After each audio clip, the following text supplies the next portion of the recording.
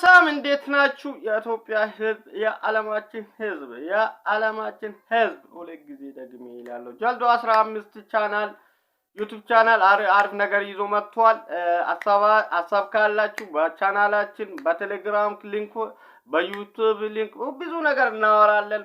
በተለይ ለወጣት ለቴክኖሎጂ ቅርብ ሁሉም ነገር ጥሩ አስተሳሰብ ለትምህርት ኤዱኬሽን ኔክስት ደግሞ መልእክት ማስቀመጥ የምፈልገው እንኳን አደረሰ ለገና በዓል ኢትዮጵያ እንዳለ ይቴ ወንድሞቼ